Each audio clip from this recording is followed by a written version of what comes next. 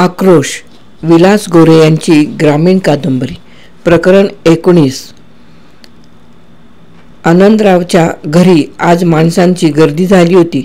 माणसांनी घर फुलून गेलं होतं.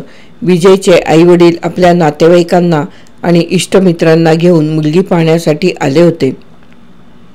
विजयने आपल्या मित्रमंडळींना बरोबर आणले होते.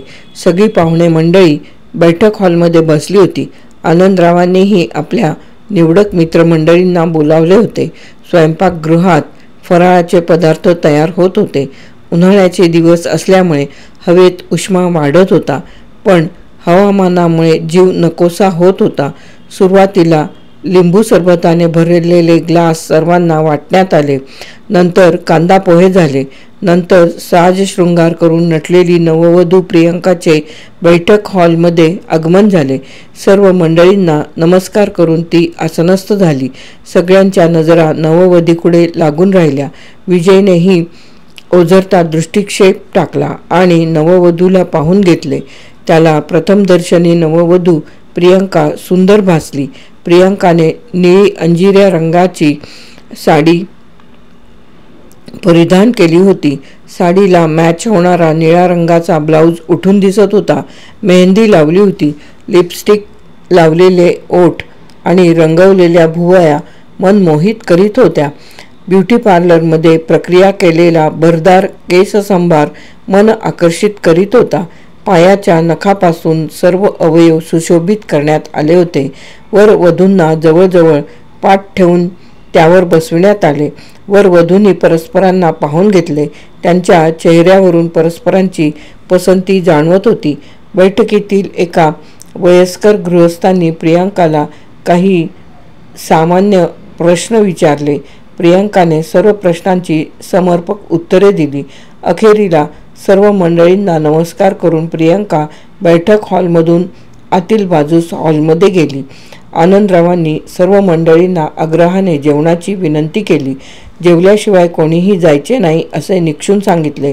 मग स्वयंपाक हॉलमध्ये जेवणाच्या पंक्ती पडल्या. जिलेबी, सुवासिक भात, लाडू अशा पक्वान्नावर माणसं तुटून पडली. पोटभर खाऊ लागली. मठ्ठा आणि वांग्याची भाजी माणसं आवडीने खात होती.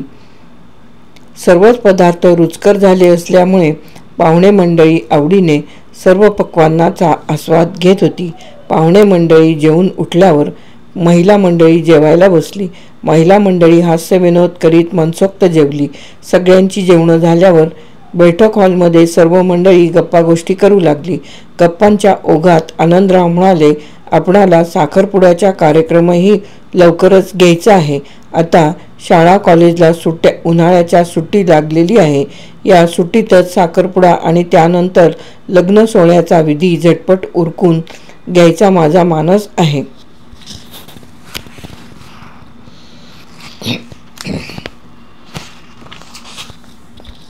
त्यावर विजयचे वडील म्हणाले, आपला विचार आम्हाला मान्य आहे. आम्ही तुमच्या विचाराला सोडून नाही. तुम्ही ठरवाल त्याला आमची संमती आहे. त्यावर आनंदरावांनी पंचांग पाहिले आणि ते निर्णायक बोलले, आज गुरुवार आहे. पुढच्या गुरुवारी साखरपुड्याचा विधी घडवायचा आहे. ठीक आहे, काही हरकत नाही, विजयचे वडील म्हणाले. साखरपुड्याचा विधी पक्का ठरवून पाहुणे मंडळींनी निरोप घेऊन बैठक मोडली. सर्व पाहुण्यांची पाठवणी करून आनंदराव मोकळे झाले. पण प्रियंकाच्या मनात विचाराचे वादळ उठले. तिचे मन सैरभैर झाले. आता काय करायचे या विचारानं तिचे मन बधीर झाले. आपले विजयशी लग्न होईल, पण अविनाशचे काय? आपल्या आजवरच्या प्रेमाचे काय? आपण प्रेमाच्या अणाभाका घेतल्या त्याचे काय? असे अनेक प्रश्न तिच्या मनात काहूर उठवत होते. अविनाशची तिला तीव्रतेने आठवण होत होती. अविनाशच्या सहवासात व्यतीत केलेला प्रत्येक क्षण तिला आठवत होता. आपण या प्रसंगातून काहीतरी मार्ग काढू अशी ती स्वतःच्या मनाची समजूत घालत होती. आपल्या साखरपुड्याची वार्ता अविला कळल्यावर त्याच्या मनाला काय वाटेल या नुसत्या कल्पनेने तिचे मन बेचैन होत होते. प्रियंका मन अतिशोकाकुल झाली म्हणून उठली आणि आपल्या खोलीत आली. कॉटवर आडवी झाली. झोपण्याचा प्रयत्न करू लागली. डोळे मिटून गप्प पडली, पण काही केल्या झोप येईना. डोक्यात विचारांचे काहूर उठलेले थांबेना. अविनाशची मूर्ती डोळ्यांपुढून काही केल्या हलेना. अविनाशच्या आठवणींची शृंखला मनात सुरूच होती. अविनाशचा विरह तिला सहन होत नव्हता.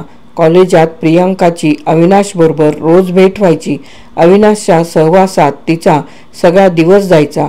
अविच्या सहवासातील अनेक सुखद क्षण ती विसरू शकत नव्हती. अविच्या स्मृती विसरणे तिला या जन्मात शक्य नव्हतं.